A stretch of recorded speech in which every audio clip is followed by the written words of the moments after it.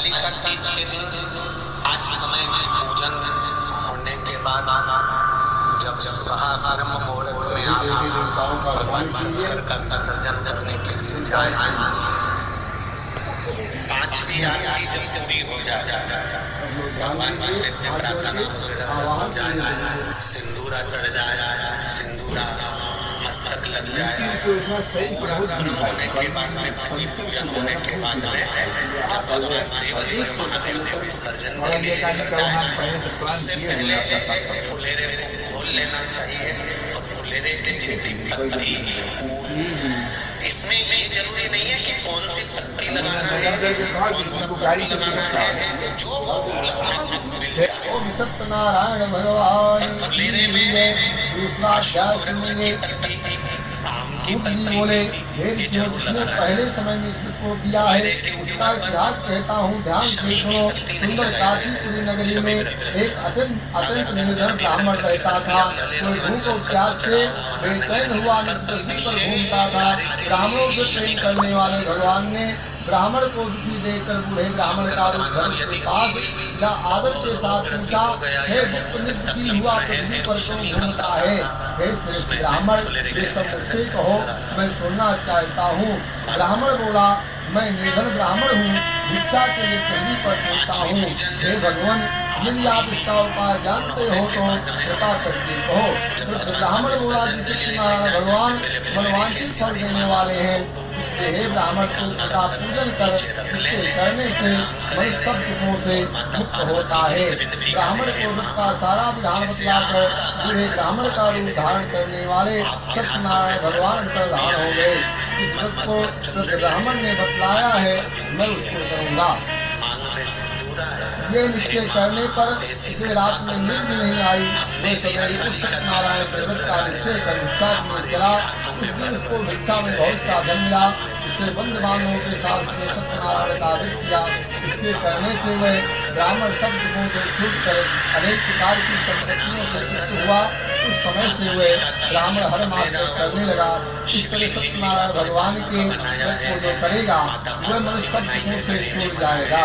इस तरह नारद जी से नारायण का कहा हुआ ये व्रत मैंने तुमसे कहा। हे मित्रों, मैं अब और क्या कहूँ? किसी बोले, हे मुनीश्वर, संसार में इस ब्राह्मण से सुनकर किस किसने इस व्रत को किया, हम वे सब सुनना चाहते हैं। इसके लिए हमारे मन में श्रद्धा है। सूर्य जी बोले, हे मुनियों, जिसने इस व्रत को किया है वे सब सुनो। एक समय एक ब्राह्मण घर और ऐश्वर्य के अनुसार बंद बांधों के साथ व्रत करने को तैयार हुआ। उसी समय एक लकड़ी बेचने वाला बूढ़ा आदमी आया और बाहर लकड़ियों को रखकर ब्राह्मण के मकान में गया। प्यास से रुचि लकड़हारा उनको व्रत करते देखकर ब्राह्मण को नमस्कार कर कहने लगा कि आप ये क्या कर रहे हैं? इसके करने से क्या फल मिलता है? कृपा करके मुझसे कहो। ब्राह्मण ने कहा, सब मनोकामनाओं को पूरा करने वाला सत्यनारायण भगवान का व्रत है। इसकी ही कृपा से मेरे यहाँ धन धान आदि की हुई है। ब्राह्मण से इस व्रत के बारे में जानकर लकड़हारा बहुत प्रसन्न हुआ। चरणामृत में और प्रसाद खाने के बाद अपने घर को गया। लकड़हारे ने अपने मन में इस प्रकार का संकल्प किया कि आज ग्राम में लकड़ी बेचने से जो धन मुझे मिलेगा उसी से सत्यनारायण देव का उत्तम व्रत करूँगा। ये मन में विचार कर कोई बूढ़ा आदमी लकड़ियाँ अपने सिर पर रखकर इस नगर में धनवान लोग रहते थे, वह ऐसे सुंदर नगर में गया। उस रोज वहाँ पर उसे उन लकड़ियों का दाम पहले दिन में चौगुना मिला। तो वह बूढ़ा लकड़हारा दाम ले और अत्यसन्न होकर पके केले की फली शक्कर दही और गेहूँ का तेल चावल सत्यनारायण भगवान के कुछ समाधियों को लेकर अपने घर गया। फिर उसने अपने भाइयों को बुलाकर के साथ भगवान जी का पूजन और व्रत किया। भाव से कोई बुला लकड़हारा धन पुत्रार्जित हुआ और संसार के समस्त भोग कर बैकुंठ को चला गया। ओम नारायण भगवान की जय। श्रीमन नारायण नारायण।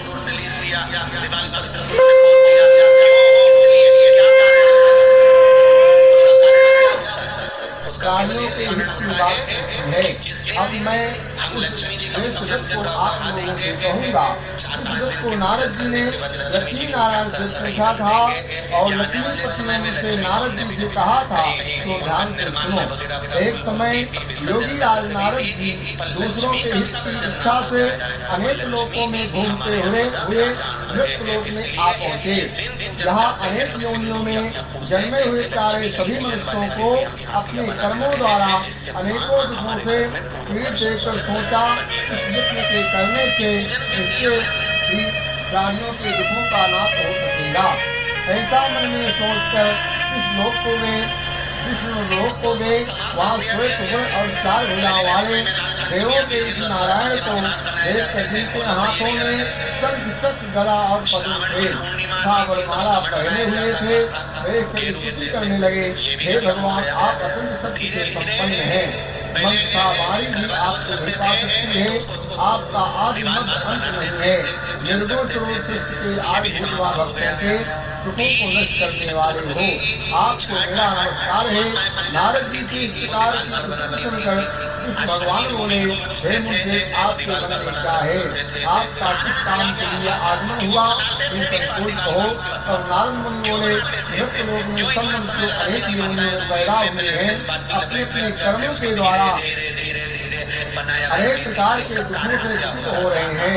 हे नाथ, मुझ पर दया रखते हो तो बतलाइए कि उन मनुष्यों के सब थोड़े से ही कैसे दूर हो सकते हैं। श्री भगवान जी बोले, हे नारद, मनुष्यों की भलाई के लिए तुमने बहुत अच्छी बात की है। जिस काम के करने से मनुष्य मोह से छूट जाता है, वे मैं कहता हूँ, सुनो। बहुत सुन देने वाला था मृत्युलोक दोनों में दुर्लभ एक उत्पन्न है। आज मैं प्रेम में होकर तुमसे कहता हूँ, सत्यनारायण का ये व्रत अच्छी तरह विधिपूर्वक करके मनुष्य आयु पर्यंत यहाँ से होकर मरने पर मोक्ष को प्राप्त होता है। श्री भगवान के वचन सुनकर नारद मुनि बोले, उस व्रत का क्या फल है और क्या विधान है? किसने ये व्रत किया है और किस दिन ये व्रत करना चाहिए? विस्तार से कहिए। भगवान बोले, सुख शोक आदि को दूर करने वाला, धन धान को बढ़ाने वाला, सौभाग्य तथा संतान को देने वाला, ये व्रत सब स्थानों पर विधि करने वाला है। भक्ति और श्रद्धा के साथ किसी भी दिन मनुष्य सत्यनारायण की प्रातः काल या शाम के समय ब्राह्मणों बंधुओं के साथ घर प्राण होकर पूजा करें। भक्ति भाव से नैवेद्य केले का फल, घी, दूध और गेहूं का चूर्ण, सवावा लेवे गेहूं के भाव में काठी का चूर्ण, सत्तर था फूल्य और सब भक्षण योग पदार्थ जमा करा के भगवान को अर्पण कर देवे तथा बंधुओं सहित ब्राह्मणों को भोजन करावे। तत्पश्चात स्वयं भोजन करे। गीत आदि का आचरण कर सत्यनारायण भगवान का स्मरण करते हुए समय व्यतीत करें। इस तरह व्रत करने पर मनुष्यों की इच्छा निश्चय पूरी होती है।